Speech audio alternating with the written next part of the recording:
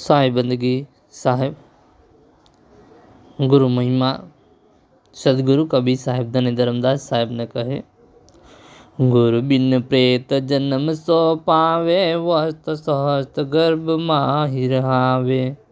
गुरु बिन दान पुण्य जो करही, मिथ्या होय तो कब हुन फलही, मिथ्या होय तो कब हुन फलही।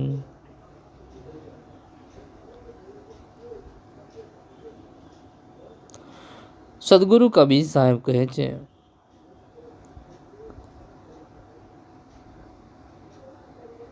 કે જન્મનો અર્થ માત્ર મૃત્યુ પછી પ્રેત બનવો એવો નથી। સાહેબ કહે છે મૃત્યુ પછી પ્રેત બનવો એવો નથી। કબીર સાહેબ તેની આધ્યાત્મિક અર્થ સમજાવે છે।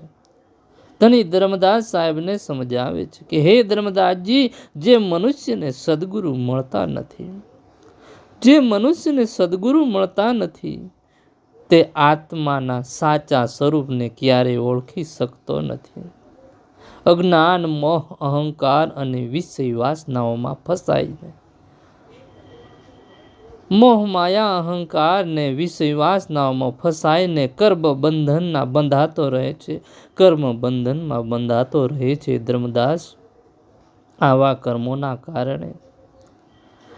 કર્મોના કારણે જીવ વારંવાર જન્મ અને મૃત્યુના ચક્કરમાં ભટકતો રહે છે। ધર્મદાસજી, તેથી તેને પ્રેત જેવી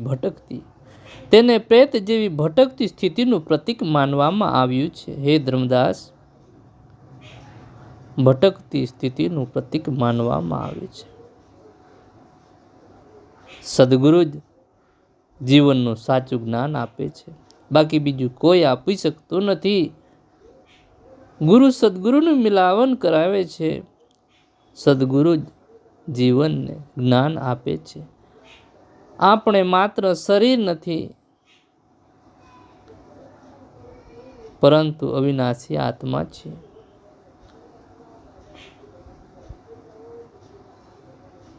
જ્ઞાન વિના જીવનનો સાચો હેતુ સમજાતો નથી। ધર્મદાસ, વસ્ત સરસ ગર્ભમાં હિ રહાવે। હે ધર્મદાસ, આનો અર્થ એવો નથી ધર્મદાસ કે જીવ ખરેખર હજારો વર્ષ સુધી એક જ ગર્ભમાં રહે છે, એવો નથી। અહીં વસ્ત સહસ્ત્ર કમલ, વસ્ત સહસ્ત્ર શબ્દ લાંબા અને અસંખ્ય સમયનું પ્રતીક છે। અર્થ એ છે જીવ અસંખ્ય જન્મો સુધી ગર્ભ ધારણ કરીને જન્મ મરણના ચક્રમાં ભટકતો રહે છે। હે ધર્મદાસ, સમયનું પ્રતીક અર્થ એ સમજાવે છે કે જીવ અસંખ્ય જન્મો સુધી ગર્ભ ધારણ કરીને જન્મ મરણના ચક્રમાં ભટકતો રહે છે। જ્યાં સુધી સાચા સદગુરુનો તેને ભેટો નહીં થાય ને, ત્યાં સુધી સદગુરુનો ઉપદેશ અને પરમાત્માનું જ્ઞાન પ્રાપ્ત ન થાય, ત્યાં સુધી આ સંસાર ચક્રમાં અંત આવતો નથી। ધર્મદાસ, ગુરુ બિન દાન પુણ્ય જો કરહી, મિથ્યા હોય તો કબ હુન ફલહી। હે ધર્મદાસ, દાન કરવું, ગરીબોની સેવા કરવી, કોઈ ભૂખ્યાને ભોજન આપી દેવું,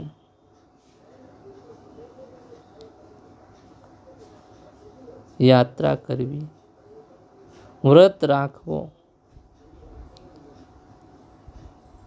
વગેરે સારો કાર્યો કરવો, આવા કાર્યો સમાજ માટે ખૂબ ઉપયોગી છે। હે ધર્મદાસ, આવા કાર્યો સમાજ માટે કોઈ ઉપયોગી છે અને માનવતાનું ઉત્તમ ઉદાહરણ છે। ધર્મદાસ, હે ધર્મદાસ, જો મનુષ્યને પરમાત્માની સાચી ઓળખ જ હોય ને તો આત્માનું જ્ઞાન હોય અને સદગુરુના માર્ગદર્શન વિના માત્ર બાહ્ય કર્મો કરતો રહે તો તે કર્મો આત્મમુક્તિ સુધી પહોંચાડતા નથી।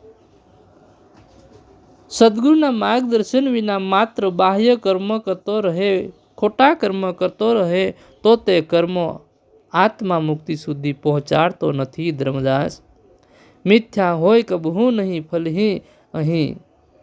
એનો અર્થ એવો નથી ધર્મદાસ, સંપૂર્ણ નિર્થક એવો નથી. તેનો અર્થ એ છે કે કર્મો યુક્તિનું અંતિમ ફળ આપતા નથી. તેઓ સામાજિક, નૈતિક અથવા પુણ્યરૂપ મહત્વ હોઈ શકે છે. હે ધર્મદાસ, જન્મ મરણના બંધનમાંથી છુટકારો આપવા માટે માત્ર કર્મ પૂરતો નથી, પરંતુ આ સદગુરુ કબીર સાહેબનો વચન છે ધર્મદાસ કે આત્મજ્ઞાન અને સદગુરુનો ઉપદેશ પણ આવશ્યક છે.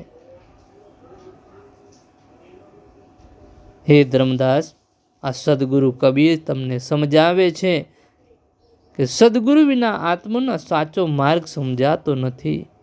જ્ઞાનમાં કરેલા ધાર્મિક કર્મોનો લાભ મર્યાદિત રહે છે. ધર્મદાસ, સદગુરુ જીવને પરમાત્માની ઓળખ કરાવે છે. નામ સ્મરણ, સદાચાર, ભક્તિ અને ગુરુના ઉપદેશ પ્રમાણે જીવન જીવવાને જ આત્માનું કલ્યાણ થાય છે. ત્યાર પછી દાન, સેવા અને પુણ્ય પણ આધ્યાત્મિક જીવની ભાગ બનતું વધુ અર્થપૂર્ણ બને છે. ધર્મદાસ, આજના જીવન માટે હે ધર્મદાસ, આ સદગુરુ કબીર સાહેબને વાણી સમજાવે છે, શીખવે છે કે માત્ર ધાર્મિક વિધિઓ અથવા દાન પુણ્ય કરવાથી જ જીવનની અંતિમ હેતુ પૂર્ણ થતી નથી. સારા કર્મો સાથે સાચું જ્ઞાન પણ જરૂરી છે. સદાચાર, વિનમ્રતા અને યોગ્ય આધ્યાત્મિક માર્ગદર્શન પણ જરૂરી છે. હે ધર્મદાસ, સદગુરુના માર્ગદર્શનથી મનુષ્ય પોતાના જીવનનો હેતુ સમજે છે, તેમનું આત્માને ઓળખે છે અને પરમાત્માની પ્રાપ્તિ તરફ આગળ વધે છે. કબીર સાહેબનો સંદેશ છે ધર્મદાસ કે સદગુરુ આત્મ મુક્તિના માર્ગદર્શન છે. સદગુરુ જ્ઞાન વિના મનુષ્ય જન્મ મરણના ચક્રમાં ભટકતો રહે છે, જ્યારે સદગુરુના ઉપદેશથી જીવનના કર્મો પણ અર્થપૂર્ણ બની પરમ કલ્યાણ તરફ દોરી જાય છે. ધર્મદાસ, માટે મનુષ્યનું જીવન બદલી શકે છે. સાહેબ બંદગી, સાહેબ બંદગી, સાહેબ.